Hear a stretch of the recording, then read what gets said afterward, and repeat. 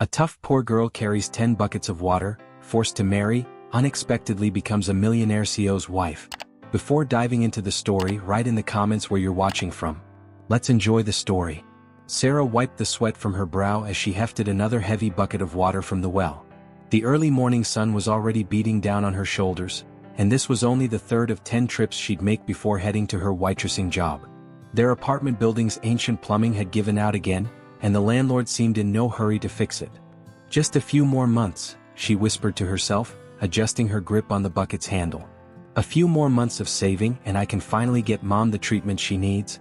The water sloshed against her legs as she climbed the 4 flights of stairs to their tiny apartment. Her younger sister Emma was still asleep. Sarah always tried to let her rest before school. At 16, Emma deserved to focus on her studies, not the endless struggle to keep their family afloat. Their mother's cough echoed from the bedroom, and Sarah hurried to pour some water into a glass. "Here, Mom. The doctor said you need to stay hydrated." "My sweet girl," her mother managed between coughs. "You shouldn't have to work so hard." "I'm sorry I can't." "Don't," Sarah interrupted gently. "You focused on taking care of us for 23 years. Now it's my turn." She smoothed her mother's graying hair, trying not to notice how much thinner it had become. The medical bills were piling up, and the experimental treatment their mother needed wasn't covered by insurance. Sarah's phone buzzed, a text from her best friend Lily. "Girl, you need to hear this. Remember that weird meeting my law firm set up? The Bradley family is looking for someone to marry their son ASAP. Some inheritance clause. They're offering enough money to set someone up for life. I thought of you immediately." Sarah's first instinct was to laugh. An arranged marriage? In this day and age? But then she looked at her mother's trembling hands clutching the water glass, thought of Emma's dream of college slipping away with each medical bill. "How much?" she texted back. The response made her breath catch. It was more money than she'd see in 10 lifetimes of carrying water buckets and serving coffee. Enough for her mother's treatment, Emma's education, and still have plenty left over. "There's got to be a catch," she typed. "Well, the son James Bradley doesn't know about it yet. His parents are desperate. Something about him needing to be married by his 30th birthday next month or losing control of the company to his cousin. They want someone suitable lined up before they tell him. I know it sounds crazy, but these people are loaded. Like, multiple penthouses and private jets loaded." Sarah stared at her cracked phone screen, her practical nature warring with desperation. "What exactly would I have to do?" "Just come to a meeting tomorrow. No commitment." "But Sarah, this could change everything for your family." Sarah looked around their cramped apartment, the peeling wallpaper, the constant drip from the kitchen faucet they couldn't afford to fix, the pile of past-due medical bills on the counter. Then she thought of some rich guy who'd probably never carried a bucket of water in his life. "Send me the address," she typed, fingers trembling slightly. "I'll hear them out." Another coughing fit from her mother's room made her decision feel more certain. Sometimes love meant doing the unthinkable. Sometimes survival meant taking risks. And sometimes, Sarah thought as she grabbed the empty bucket for another trip to the well, destiny came calling in the strangest ways. If you're enjoying this video and want more content like this, make sure to hit that subscribe button and turn on the notification bell. That way you won't miss out on any of the amazing stories/videos we have coming up. Your support really helps the channel grow and keeps us bringing you more of what you love. Thank you. The law firm's lobby made Sarah acutely aware of her worn sneakers and second-hand dress. Crystal chandeliers threw rainbow patterns across marble floors that probably cost more than her family's entire apartment building. Her hands, rough from years of manual work, fidgeted with her mother's old silver locket, the only piece of jewelry she owned. "Sarah." Lily rushed over from a corner desk, her designer suit and perfect makeup a stark contrast to Sarah's practical appearance. "I'm so glad you came. The Bradleys are already here. Just be yourself, okay? The version of myself that's considering an arranged marriage with a stranger for money?" Sarah whispered back, trying to mask her nervousness with sarcasm. Lily squeezed her hand. "The version that would do anything to help her family. They'll respect that." The conference room door opened to reveal an elegantly dressed older couple. Martha Bradley's pearl necklace probably cost more than Sarah made in a year, while Richard Bradley's custom suit screamed old money and power. But it was their expressions that caught Sarah's attention. A mixture of desperation and calculation that made her stomach twist. "Please sit down," Martha gestured to a leather chair that probably cost more than Sarah's monthly rent. "Lily has told us about your situation." Sarah's spine stiffened. "My situation? Your dedication to your family, Richard Bradley interjected smoothly. It's admirable. We understand you're your mother's primary caregiver? Yes, Sarah answered carefully. She has a rare lung condition. The treatment she needs would be fully covered, Martha finished, along with your sister's education through graduate school if she wishes. We take care of family. Speaking of family, Sarah gathered her courage. Shouldn't your son be part of this conversation? The Bradleys exchanged glances. James is complicated, Richard said finally. He's brilliant with business but resistant to tradition. The company's inheritance clause requires marriage by 30, an old-fashioned requirement we can't change. If he's not married by next month, control passes to his cousin Peter, who would destroy everything we've built. So you want to trap him? The words slipped out before Sarah could stop them. We want to save him from himself, Martha corrected. James has always put business first. He needs someone practical, grounded, someone who understands family obligations. Lily showed us your background, working since 16, putting your sister through school, managing your mother's care. You're exactly what he needs. And if he hates me? Sarah asked bluntly. Then you'll still have financial security and he'll keep the company. Everyone wins. Richard's tone was matter-of-fact. We're offering $5 million transferred immediately upon marriage. Additional funds would be provided for your family's care, and you'd have access to all family properties and resources. Sarah's head spun at the number. $5 million. Her mother's treatment. Emma's education. A future free from constant worry about money? How would this work? She heard herself asking. Martha smiled for the first time. We'll introduce you naturally. You'll accidentally meet at a charity event next week. After that, we'll make sure you keep running into each other. James may be resistant to arranged marriage, but he's not immune to falling in love. And if he discovers the truth? By then it won't matter, Richard said confidently. You'll be married, the company will be secure, and James will thank us. He just needs the right partner to show him there's more to life than quarterly reports. Sarah thought of her mother's worsening cough, of Emma's college rejection letters because they couldn't afford the tuition even with scholarships. Then she thought of this unknown James Bradley, about to be manipulated by his own parents. I have conditions, she said firmly, surprising herself in the Bradleys. If I do this, I want the money for my mother's treatment transferred before anything else. And I want to meet James properly, no games, no manipulated encounters.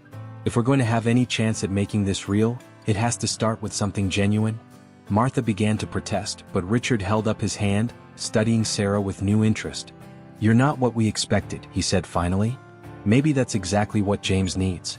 Very well, we'll do it your way. The funds for your mother will be transferred tomorrow. But remember, time is short. You have less than a month to turn this arrangement into a marriage. Sarah nodded, her heart pounding. As she left the conference room on shaky legs, she caught a glimpse of her reflection in the window, a simple girl in a simple dress, about to step into a world of wealth, lies, and family manipulation. But then she thought of her own family, of her mother's need for treatment, of Emma's dreams of college. Sometimes love means doing the unthinkable, she whispered to herself. But as she headed home to her family, she wondered which would prove harder, convincing James Bradley to marry her, or convincing herself that the ends justified the means. Sarah stared at her phone, rereading the confirmation of the bank transfer. Her mother's treatment was scheduled to begin next week. It felt surreal, like a weight had been lifted only to be replaced by something heavier. The guilt of deception. She'd refused the Bradleys' offer of designer clothes for her first accidental meeting with James. If anything real was going to come from this arrangement, it had to start with authenticity. So here she was in her usual waitressing uniform, working an extra shift at the high-end coffee shop near Bradley Enterprises. The usual please. Triple shot, no? No sugar, extra hot, with a splash of vanilla, Sarah finished automatically, looking up to find herself staring into the most intense green eyes she'd ever seen. James Bradley was nothing like she'd expected. No suit, just worn jeans and a faded Harvard sweatshirt. His dark hair was slightly messy, like he'd been running his hands through it in frustration. He looked human. You're new here, he said, surprise evident in his voice. But you know my order. Sarah managed a genuine smile. I started last week, and I'm good at remembering orders. You come in every day at 8:45, always looking like you're carrying the weight of the world on your shoulders. Something flickered in his eyes. Interest, maybe amusement. Observant. Most people just see the name on the credit card and either fawn or freeze. Must be exhausting, Sarah said before she could stop herself. Never knowing if people are reacting to you or your last name. James leaned against the counter, really looking at her now. You have no idea. Though something tells me you know a thing or two about carrying weights of your own. Sarah's hands faltered slightly as she worked the espresso machine. What makes you say that? The way you move, efficient, purposeful. Like someone who's learned to make every action count. And there's a medicine bottle in your pocket that you keep checking when you think no one's watching. Now it was Sarah's turn to be surprised. My mother's prescriptions. I picked them up between shifts. Shifts? Plural? Not all of us have trust funds, she said lightly but without bitterness. Some of us do what needs to be done. James was quiet for a moment, watching her work. I respect that. More than you know. Everyone thinks running a company is hard. Try running one while fighting off vultures who think you're too young, too progressive, too willing to put employees before profits. Is that what the weight of the world on your shoulders is about? He laughed, but there was an edge to it. Part of it. There's also this ridiculous inheritance clause my parents keep holding over my head. Get married by 30 or lose everything I've worked for. As if marriage is some magic proof of maturity. Sarah's heart pounded as she handed him his coffee. Their fingers brushed and she felt a jolt of something. Guilt? Attraction? Both? Maybe they're just worried about you, she offered carefully. Parents can show love in strange ways. Speaking from experience? My mom raised us alone after Dad died. Everything she did, even the things I didn't understand at the time, was out of love. Sarah thought of the Bradleys and her stomach twisted. Were they showing love in their own misguided way or just protecting their legacy? James checked his watch reluctantly. I have a board meeting, but I'd like to continue this conversation. When do you get off? I can't, Sarah said quickly, too quickly. I have to take my mom to a doctor's appointment. Tomorrow then? Same time? Sarah hesitated. This wasn't how the Bradleys had planned it. This was supposed to be a quick encounter, followed by orchestrated meetings at charity events. But looking into James's eyes, seeing the genuine interest there, she made a decision. Tomorrow, she agreed. But only if you promise not to wear any fancy suits. I like this version of you better. The one who's real. James smiled and it transformed his whole face. Deal. I'm James, by the way. Sarah, she replied softly. I'm Sarah. As she watched him leave, Sarah felt the weight of her deception even more heavily. He valued authenticity, respected hard work, and here she was, part of a scheme to manipulate him. But she'd seen something else too. Loneliness, pressure, a desire for something genuine in a world of corporate facades. Maybe, just maybe, there was a way to turn this arranged deception into something real. But first, she had to figure out how to protect her heart while potentially breaking his. If you're enjoying this video and want more content like this, make sure to hit that subscribe button and turn on the notification bell. That way you won't miss out on any of the amazing stories/videos we have coming up. Your support really helps the channel grow and keeps us bringing you more of what you love. Thank you. Their coffee shop conversations became a daily ritual. Sarah learned that James spent his weekends teaching coding to kids in underfunded schools. James discovered that Sarah could quote entire passages from the business books he loved. She'd read them during her night shifts at the diner. You're different, James said one morning, watching her wipe down tables after the morning rush. Most people want something from me. You just want to talk. Sarah's stomach churned with guilt. If he only knew. Maybe I'm just a better actress than most, she said, trying to make it sound like a joke. No. James caught her hand, stopping her nervous cleaning. You're genuine. That's rare in my world. Do you know what my last date said when I mentioned wanting to expand our employee healthcare benefits? But darling, wouldn't that affect the shareholders? Sarah laughed despite herself. Let me guess, she also suggested cutting worker salaries to fund a new yacht? Close, it was a private island. His thumb traced circles on her palm, sending shivers up her arm. Have dinner with me tonight. A real dinner, not just coffee shop talks. I can't. Sarah pulled her hand away. I have to help Emma with her college applications and Mom's new treatment. Bring them. James's eyes lit up. I'd love to meet your family. We could order and make it casual. Unless, he hesitated. Unless you're embarrassed to have your family meet someone like me? Someone like you? Sarah stared at him.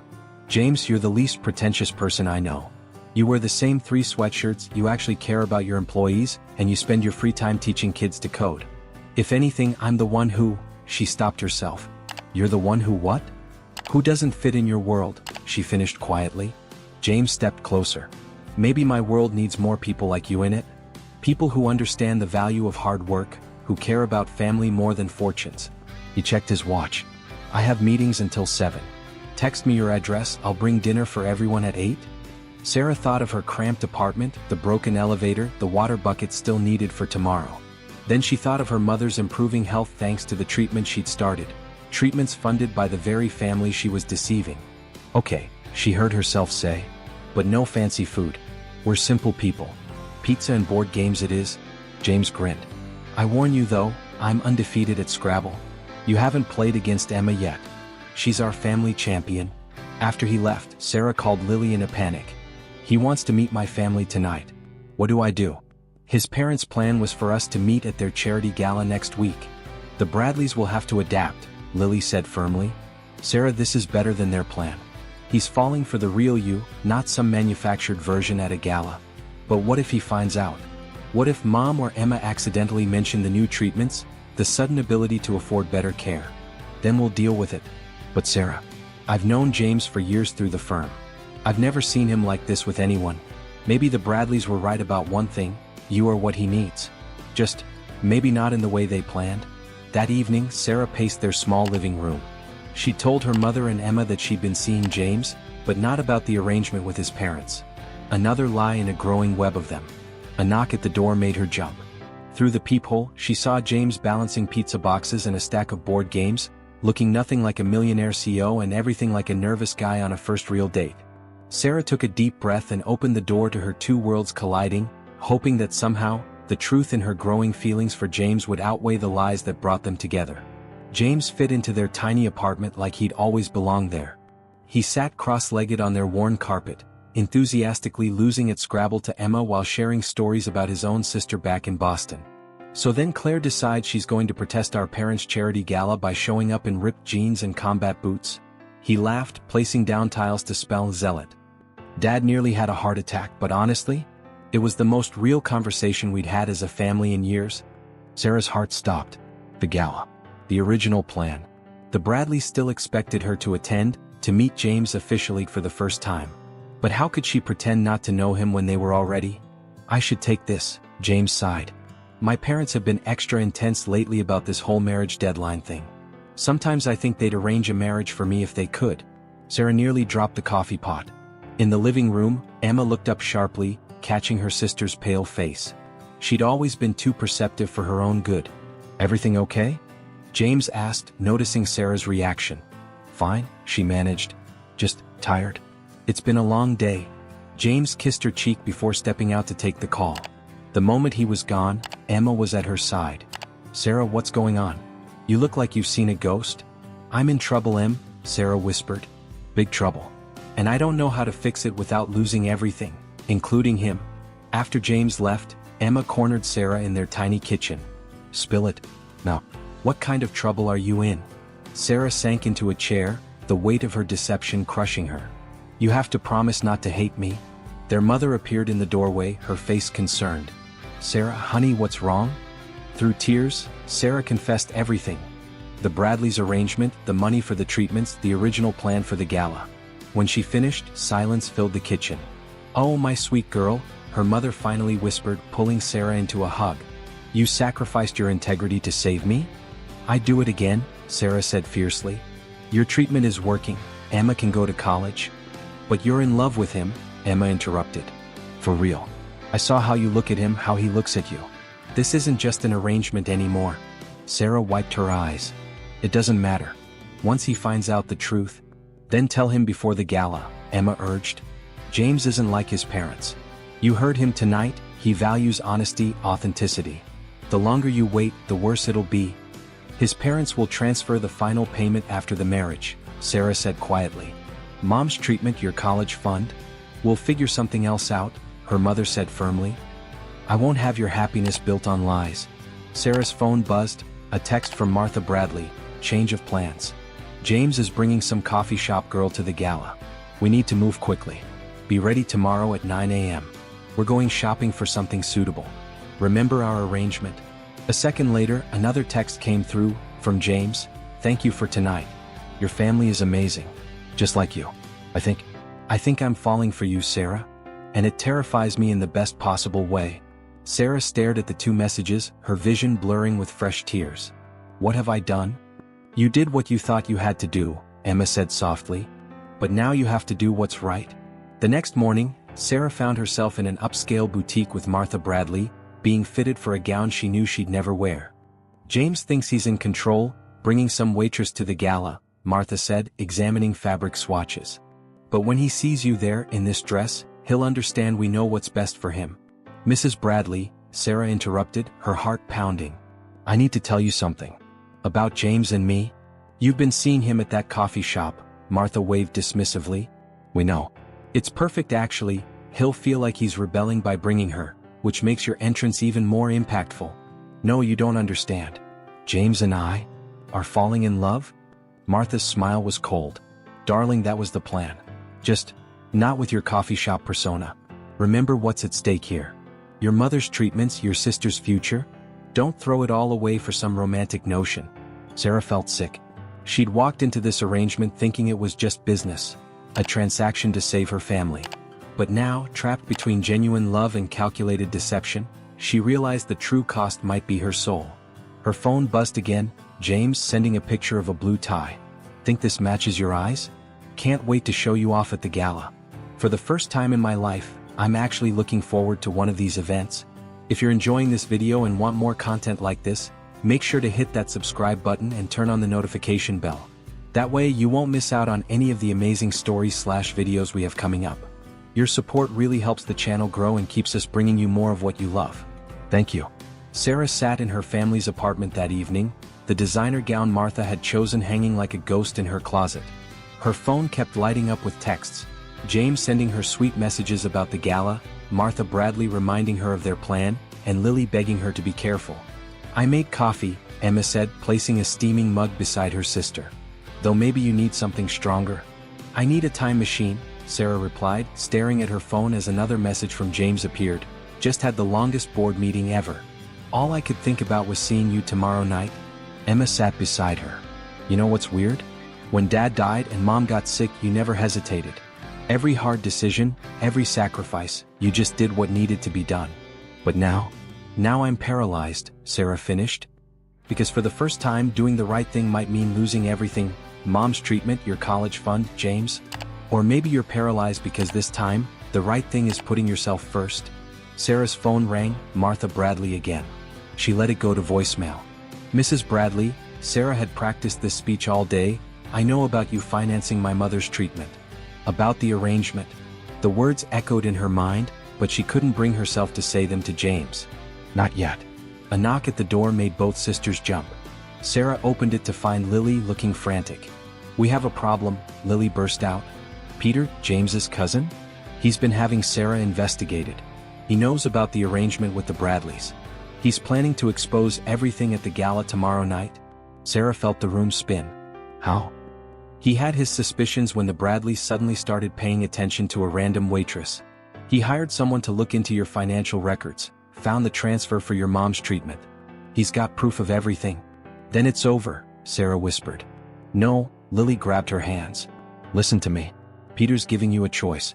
Meet him tonight, agree to disappear with the money you've already received, and he'll keep quiet.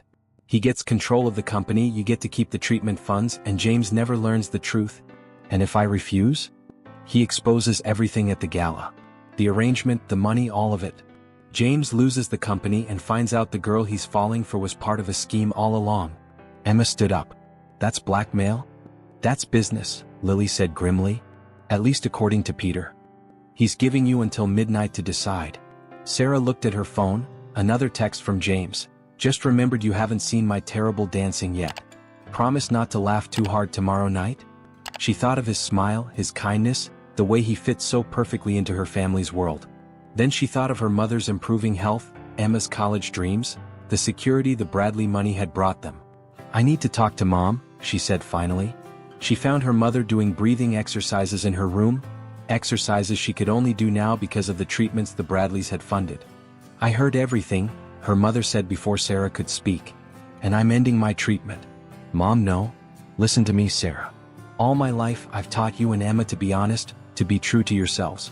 Then I got sick and my illness forced you to compromise everything you are. No more. The treatments are working, Sarah protested. And we'll find another way. Maybe not as quickly, maybe not as easily, but we'll find it together. The right way. Her mother took her hand. You've carried this family long enough, sweetheart. Now it's time to follow your heart. Sarah's phone buzzed again, Peter this time, sending an address for their meeting. She had 2 hours to decide, take his deal and disappear, or risk losing everything at tomorrow's gala. She looked at her mother's determined face, thought of James's honest heart, and for the first time since this all began, she knew exactly what she had to do.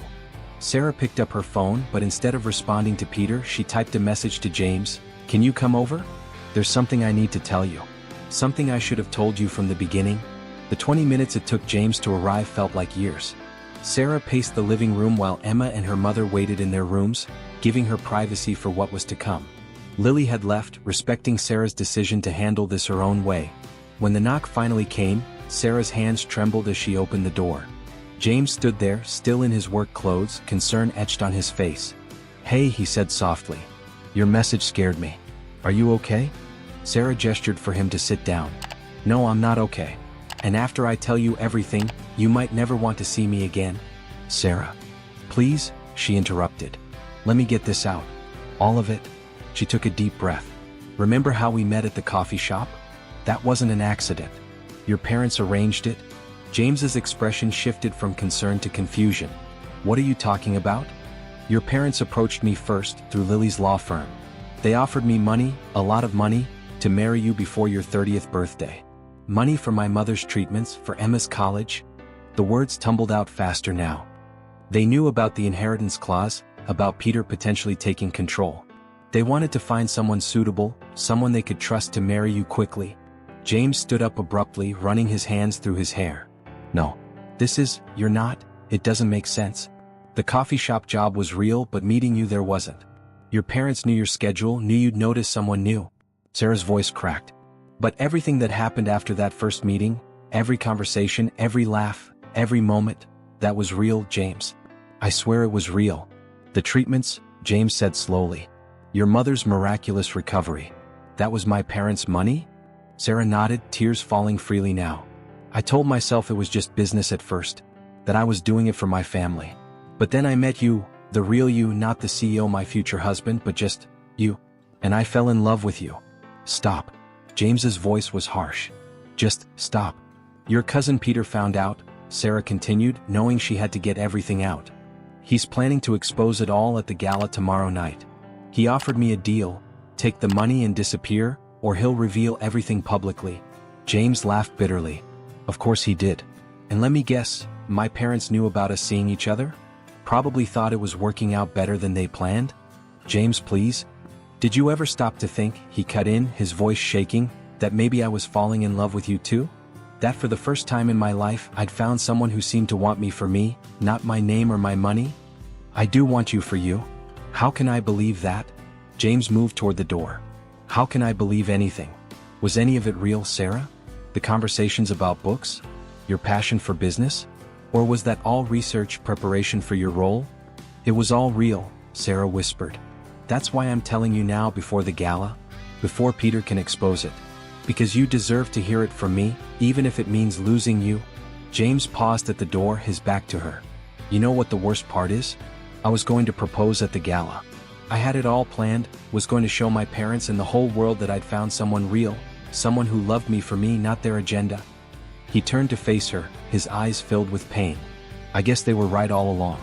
Love isn't meant for people like me. It's just another business transaction. James, wait. But he was gone, leaving Sarah standing alone in her tiny living room, the sound of his footsteps echoing down the hall like the death knell of everything she dared to hope for. Sarah didn't remember falling asleep on the couch, but she woke to find Emma draping a blanket over her, her eyes puffy from crying all night. Her phone showed dozens of missed calls, from Lily, from Martha Bradley, even one from Peter. Nothing from James. Mom's making breakfast, Emma said softly. Real breakfast, not just coffee. She shouldn't be pushing herself. Stop, Emma interrupted. Stop taking care of everyone else for just 1 minute. How are you? Sarah stared at her hands, remembering how James's fingers had felt intertwined with hers just days ago. I broke his heart, The one truly good thing in my life, and I destroyed it. Her phone buzzed, Martha Bradley again. This time Sarah answered. Where have you been? Martha demanded. The gala is tonight and everything's falling apart. James is talking about not even attending, and Peter's walking around looking like the cat that ate the canary. What did you do? I told him the truth, Sarah said quietly. Silence then. You foolish girl. Do you have any idea what you've done? The company, the inheritance, everything we worked for. Everything you worked for, Sarah corrected. I'm done. Keep the rest of the money, find someone else for your scheme. I'm out. If you think you can just walk away. Actually, she can. Emma had grabbed the phone. And if you or Peter try to hurt my sister, I'll go to every media outlet in the city with this story. How do you think the board will react to learning you tried to trap your son in a marriage? Now leave my sister alone. She hung up, leaving Sarah staring at her in shock. When did my little sister get so fierce? Learn from the best, Emma smiled. Now come on. Mom's making your favorite pancakes and we need to figure out what you're wearing to this gala. I'm not going, Sarah said. James never wants to see me again. Yes, you are, their mother called from the kitchen. Because if there's one thing I've taught my girls, it's that we finish what we start. James deserves to hear the whole truth, not just about the arrangement but about your heart. He won't listen. Make him listen, Emma insisted. You carried water buckets every day for months to keep this family going. You can handle one more hard thing. Sarah's phone buzzed with a text from Lily. Peter's got the board gathered for a special announcement at the gala. James is coming. His parents threatened to sell their shares to Peter if he doesn't show. Whatever you're going to do, it has to be tonight. Looking at her mother and sister's determined faces, Sarah made her decision.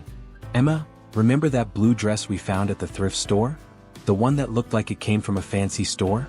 The one you said was too pretty for carrying water buckets? Emma grinned. I'll get it. Mom, I need your silver locket, the one Dad gave you. And Lily, she typed quickly, I need you to get me into that gala. Not as the Bradley's choice, not as the coffee shop girl, but as me. Just me. What are you going to do? Emma asked, returning with the dress. Sarah touched her father's wedding ring, which she wore on a chain around her neck. I'm going to tell the truth. All of it. To everyone. Maybe I can't fix what I broke with James, but I can make sure no one else gets hurt by these games. Her phone buzzed one last time. Peter, last chance to take the deal and disappear. Sarah looked at her reflection in the window, at the strong young woman who'd carried both water and family burdens without complaint. Tonight she would carry something else, the truth no matter how heavy it might be. If you're enjoying this video and want more content like this, make sure to hit that subscribe button and turn on the notification bell. That way you won't miss out on any of the amazing stories/videos we have coming up. Your support really helps the channel grow and keeps us bringing you more of what you love. Thank you. The Bradley Foundation's annual gala transformed the city's oldest hotel into a glittering showcase of wealth and power. Sarah stood at the entrance, her thrift store dress looking surprisingly elegant with her mother's silver locket and her father's ring. Lily waited beside her, ticket in hand. Peter's already inside, Lily whispered. He's gathered most of the board members near the main stage. James is by the bar looking, well, like his world ended last night. Sarah caught her reflection in a marble pillar. She looked different tonight. Not the water-carrying girl, not the coffee shop waitress, not the Bradleys' arranged bride. Just Sarah, finally ready to own her truth. Miss? The doorman looked at her questioningly. Sarah Mitchell, she said clearly. And yes, I'm on the list. Inside, the ballroom buzzed with whispers as she entered. She saw Martha Bradley's face go pale, Richard Bradley's hands tighten on his champagne glass. Peter smirked from his position near the stage, already reaching for the microphone. But Sarah's eyes found James. He stood alone, devastating in his tuxedo, a glass of scotch untouched in his hand. Their eyes met across the room, and for a moment she saw the pain flash across his face before his expression hardened. Ladies and gentlemen, Peter's voice rang out. If I could have your attention? I have an announcement about the future of Bradley Enterprises. Sarah moved through the crowd, her heart pounding. Martha Bradley grabbed her arm as she passed. Whatever you're planning, don't, Martha hissed. Haven't you done enough damage? Sarah gently removed Martha's hand. Actually, Mrs. Bradley, I haven't done enough. Not yet. She reached the stage just as Peter was warming up his audience. As many of you know, there's a crucial deadline approaching for the company's leadership. Peter, Sarah's voice carried clearly across the room. Before you continue, I have something to say. The crowd turned to stare at her. James straightened, his face unreadable. Peter's smirk widened. The coffee shop girl. Perfect timing. Ladies and gentlemen, let me tell you about an interesting arrangement. Yes, Sarah interrupted. Let's talk about arrangements. About deals made in law offices, about using people's desperation against them, about thinking love and marriage are just business transactions to be managed. She turned to face the crowd, her voice steady despite her racing heart. My name is Sarah Mitchell. 3 months ago I was approached with an offer. Marriage to James Bradley in exchange for money to save my dying mother and send my sister to college. I said yes, not because I wanted wealth or status, but because I would have done anything to save my family. Gasps and murmurs filled the room. James took a step forward, his face conflicted. But something happened that nobody planned for, Sarah continued. I fell in love. Not with James Bradley the CEO, not with the inheritance or the company, but with a man who teaches coding to underprivileged kids on weekends. Who knows my coffee order by heart. Who sat on my worn carpet playing Scrabble with my sister and made my mother laugh for the first time in months. She turned to face James directly. I told you the truth last night because I couldn't bear to lie to you anymore. Not because of Peter's threats, not because of the money, but because what's real between us matters more than any arrangement. Peter grabbed the microphone. How touching. But the fact remains she was paid to seduce you, James. It was all a scheme orchestrated by your own parents. That's enough. James's voice cut through the room as he strode forward. He stopped in front of Sarah, his eyes searching her face. James stood before Sarah, the entire ballroom holding its breath. His voice, when he finally spoke, carried clearly through the silence. Is it true? He asked, but he wasn't looking at Sarah. His eyes were fixed on his parents. Did you arrange this? Try to buy me a bride because you couldn't trust me to handle my own life? Martha stepped forward. James, darling, we were trying to protect you. The company? The company? James laughed bitterly. That's always been your answer for everything, hasn't it? Every decision, every manipulation, all for the company. You don't understand, Richard Bradley began. Peter was making moves behind the scenes. We needed to secure your position. By securing me a wife? James's voice rose. By finding someone desperate enough to marry me for money? Do you have any idea what that says about what you think of me? Peter cleared his throat. As touching as this family drama is, the fact remains that your parents conspired to commit fraud. The board won't stand for fraud? Sarah's voice cut through the tension. Let's talk about fraud, Peter. Like how you've been embezzling from the company's charitable foundation for years. The room erupted in whispers. Peter's face went white. What are you talking about? I may be just a coffee shop girl, Sarah said, her voice steady, but I read every financial report Bradley Enterprises has published in the last 5 years. I noticed the discrepancies in the foundation's books months ago, long before I met James. I just never had a way to bring it to anyone's attention. She turned to the board members. Check the records. Every time the foundation launched a new initiative, small amounts disappeared, rerouted through shell companies. I can show you exactly where to look. James stared at her. You really did read all those reports? That wasn't part of the arrangement? James, Sarah met his eyes. Everything I am, everything I know, everything I feel, it's all real. The only lie was how we met. And I will regret that lie every day of my life. Peter lunged for the microphone again. She's lying. This is just another trick. Actually, Lily stepped forward, holding up her phone. I have copies of all the foundation's transactions right here. The law firm handles the accounts, remember? We've been building a case against you for months, Peter. We just needed you to make a move that would bring it all to light. James moved closer to Sarah, his expression softening. You figured all this out from reading company reports? I had a lot of time during night shifts at the diner. Sarah attempted a small smile. Turns out, carrying water buckets builds mental stamina too. The girl reads financial reports for fun, James, Richard Bradley said suddenly. Maybe we didn't choose her for the right reasons, but we weren't wrong about her being right for you, and for the company. No, James shook his head. You don't get to take credit for this. Not for her brilliance, not for her integrity, and not for... He paused, looking at Sarah. Not for the fact that I fell in love with her despite your schemes, not because of them. Security was already escorting a protesting Peter from the ballroom. Board members huddled in corners, examining the evidence on Lily's phone. But for Sarah and James, the chaos faded into background noise as they faced each other. I was going to propose tonight, James said softly. Had this whole speech planned about how you were the first real thing in my world of corporate artifice. I would have said no, Sarah replied, causing James to flinch, because I couldn't say yes while carrying that lie. But now? She took off her father's ring from its chain. Now you know everything. The good, the bad, the desperate girl who made a deal, and the woman who fell in love despite herself. So if you ever think about asking again.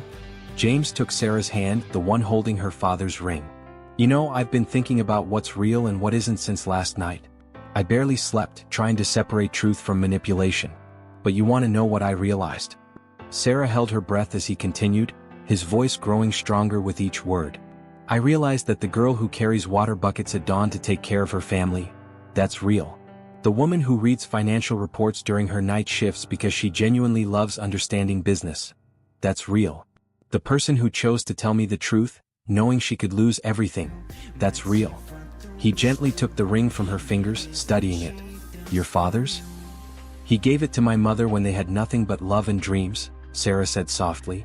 Mom gave it to me after he died, said it was a reminder that real love is worth more than any fortune.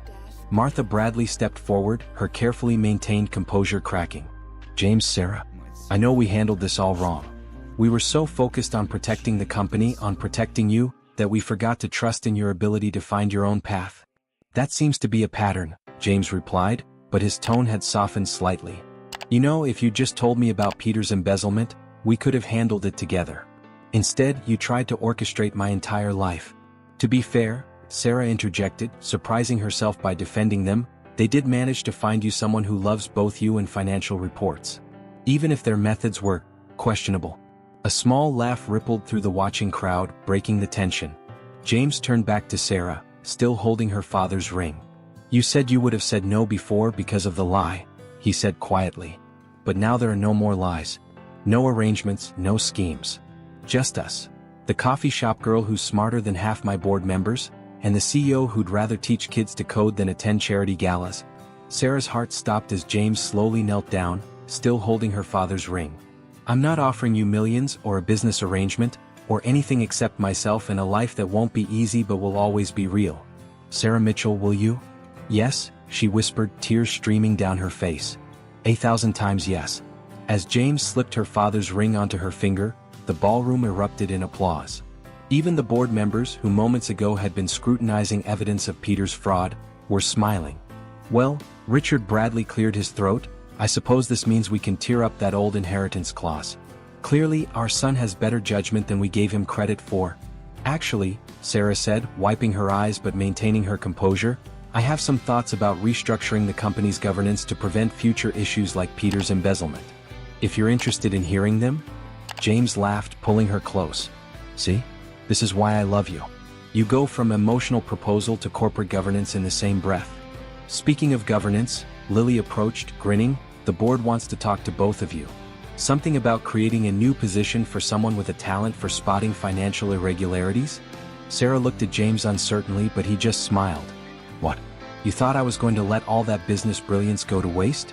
Besides, I hear the CEO has a thing for smart women who can call him out on his spreadsheet errors.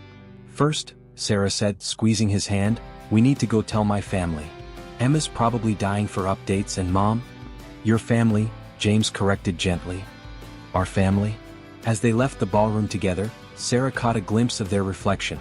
The coffee shop girl and the CEO, the water carrier and the corporate heir, two people who found something real in a world of arrangements and expectations. Sometimes, she thought, the greatest love stories don't start with once upon a time. Sometimes they start with water buckets, coffee orders, and the courage to choose truth over security. If you're enjoying this video and want more content like this, make sure to hit that subscribe button and turn on the notification bell. That way you won't miss out on any of the amazing stories/videos we have coming up. Your support really helps the channel grow and keeps us bringing you more of what you love. Thank you. 3 months later, Sarah stood in her old apartment, helping Emma pack the last of her belongings for college. The acceptance letter from Harvard Business School lay proudly on the kitchen counter. Emma had insisted on applying there after learning that's where her future brother-in-law had gone. I still can't believe you're keeping this place, Emma said, taping up another box. You literally live in a penthouse now. Some things are worth keeping, Sarah replied, running her hand along the water-stained wall. Besides, James and I have plans for this building. As if summoned by his name, James appeared in the doorway, sleeves rolled up, ready to help move boxes. The contractor just confirmed everything. Once we buy the building, we can start renovating all the units. Better plumbing is first on the list. No more water buckets? Emma teased. No more water buckets, James confirmed, pulling Sarah close. Though I'm keeping one as a memento. It's sitting in my office at Bradley Enterprises, right next to the photo from our first coffee shop meeting. Sarah smiled, remembering how things had changed since the gala. The board had not only created a new compliance division with her at the helm but had also approved her proposal for a corporate social responsibility initiative. Bradley Enterprises now funded education and healthcare programs for employees' families, a policy inspired by her own story. Mom called, Emma said, carefully wrapping a framed family photo. Her doctors say she's making remarkable progress. They're calling it a miracle recovery. Speaking of Mom, Sarah checked her watch. We should head over. Martha and Richard are bringing lunch. The relationship with James's parents had been a work in progress. After the gala, Martha and Richard had done something completely unexpected. They'd apologized, not just with words but with actions. Martha now volunteered at the same underprivileged kids coding program where James taught, while Richard had stepped back from micromanaging his son's decisions. At Sarah's mother's apartment, they found both families already gathered. The sight still amazed her. Martha Bradley helping her mother with her breathing exercises, Richard and Lily discussing the latest changes to corporate policy, all while her mother's small apartment filled with the warmth of genuine connection. There's my favorite whistleblower, Lily greeted Sarah with a hug. The anti-fraud measures you implemented are being studied by other companies. Peter's replacement on the board can't stop singing your praises. Speaking of Peter, James added, setting down the boxes he'd carried, the prosecutor called. He's agreed to a plea deal, full restitution to the foundation plus community service. Sarah watched as their families mingled. Martha showing Emma brochures of Harvard's campus, her mother sharing her secret recipe with Richard, who had discovered a passion for cooking during his semi-retirement. The walls between their worlds had crumbled, replaced by something far more precious than any arrangement could have created. Oh? Martha suddenly remembered something. Sarah, dear, the contractor for the coffee shop renovation called. They can start next week. That had been James's wedding gift to her. Buying her favorite coffee shop and making her co-owner. They'd kept all the original staff, added a small business library, and created a mentorship program for young entrepreneurs. You know, James whispered in her ear, for someone who started out carrying water buckets, you've become quite the business mogul. Sarah fingered her father's ring, now accompanied by a simple but elegant engagement ring. And you, Mr. CEO, have become quite the family man. Best business decision I ever made, he replied with a wink. Even if my wife keeps finding errors in my spreadsheets, someone has to keep you humble. As their families laughed and shared stories around them, Sarah realized that sometimes the heaviest things we carry, like water buckets, family obligations, or secrets, lead us exactly where we need to be. Sometimes the most valuable arrangements are the ones life makes for us, not the ones we orchestrate. 1 year after the gala, Sarah stood in her old apartment building's newly renovated lobby, watching as families moved into their upgraded units. The building had been transformed, but they'd kept the rent affordable for the original tenants. Some things were more important than profit margins. Mrs. Chun from 4B just called me Mrs. Water Bucket again, James laughed, joining her. I think it's officially your nickname in the building now. Better than Mrs. CO, Sarah replied, leaning into him. Though Emma prefers Mrs. Corporate Vigilante after that fraud prevention workshop I gave at Harvard last week. Speaking of Emma, James checked his phone. She just sent another text about her summer internship at Bradley Enterprises. Apparently she's already found 3 inefficiencies in our supply chain management. Must run in the family, Sarah grinned. Her sister had flourished at Harvard, combining Sarah's head for business with their mother's determination. The scholarship foundation they'd established in their father's name was already helping other students like them. Sarah's mother emerged from the building's new community room, where she now led weekly support groups for families dealing with chronic illness. Her recovery had inspired her to help others navigate the healthcare system. Sarah, honey, she called out, Martha's on the phone. Something about the anniversary gala planning? The upcoming event was more than just a celebration of their first year of marriage. It would mark the official launch of the Bradley Mitchell Foundation, combining the best of both their worlds, business acumen and social responsibility. You know what I was thinking about this morning? James said as Sarah finished her call with his mother. The day you told me everything at the gala. I was so angry, so hurt, but even then part of me knew. Knew what? That you were the real deal. The way you exposed Peter's fraud, how you stood up to my parents, choosing truth over security. That's when I realized the girl I fell in love with wasn't part of any arrangement. She was just you.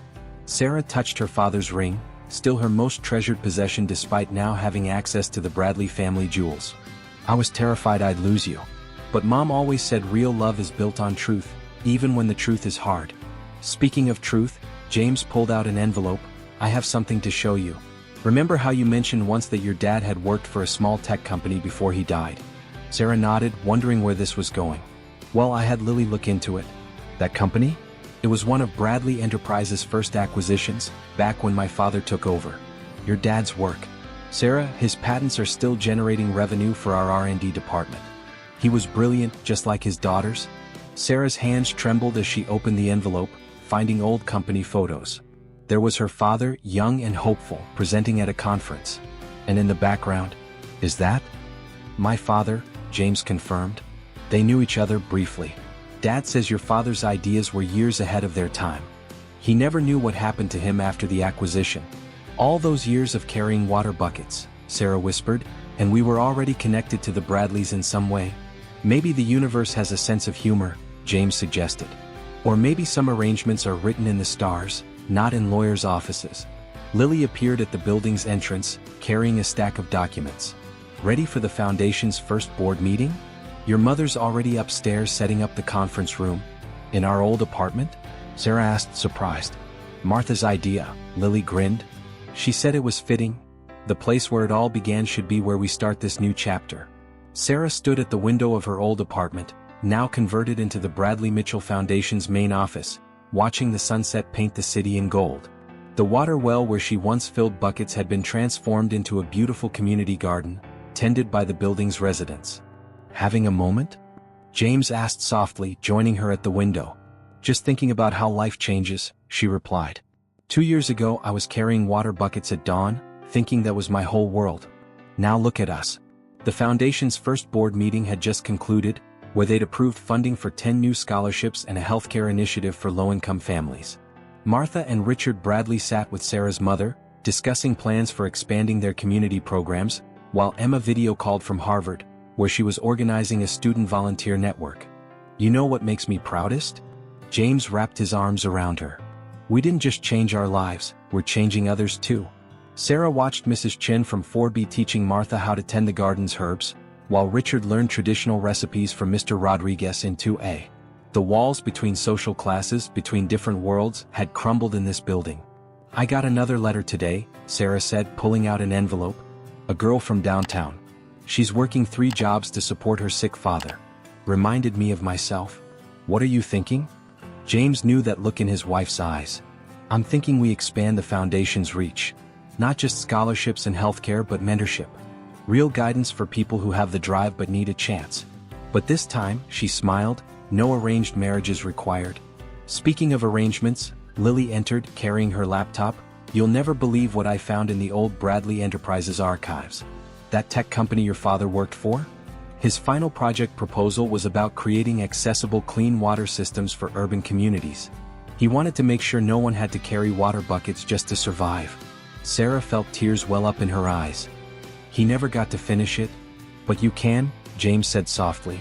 The Bradley Mitchell Foundation's next project will make his dream reality. Starting with this building's new water system, then expanding to others.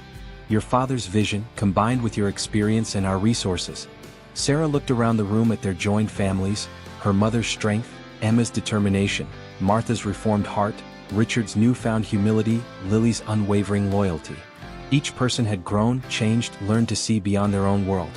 You know what I've learned? Sarah said, addressing everyone. Life's greatest arrangements aren't the ones we plan. They're the ones that grow naturally from love, truth, and courage. Sometimes we have to carry heavy burdens like water buckets or family obligations or even guilt. But those burdens can lead us to our destiny, if we carry them with integrity. And sometimes, James added, the people who seem to have everything are the ones carrying the heaviest invisible burdens. We all need help sometimes. We all need someone to see us for who we really are. Martha wiped tears from her eyes. When we tried to arrange your marriage, we thought we were buying security. Instead, we got something priceless, a daughter who taught us the true meaning of family. And a lesson, Richard added, that real love can't be arranged, it can only be earned through truth and trust. Sarah looked at the garden below, where once she'd carried water buckets in desperation. Now it bloomed with hope and possibility. Sometimes the longest journey isn't from poverty to wealth, she said softly, but from fear to trust, from desperation to purpose, from survival to living fully. She turned to James, touching her father's ring. And sometimes, the heaviest things we carry lead us to our greatest strength. As the sun set on their transformed world, Sarah realized that true happiness wasn't about escaping the water buckets of life. It was about having the courage to carry them with dignity, the wisdom to learn from them, and the heart to help others carry theirs. In the end, love wasn't an arrangement at all. It was a choice made every day to be real, to be true, and to lift others as you climb.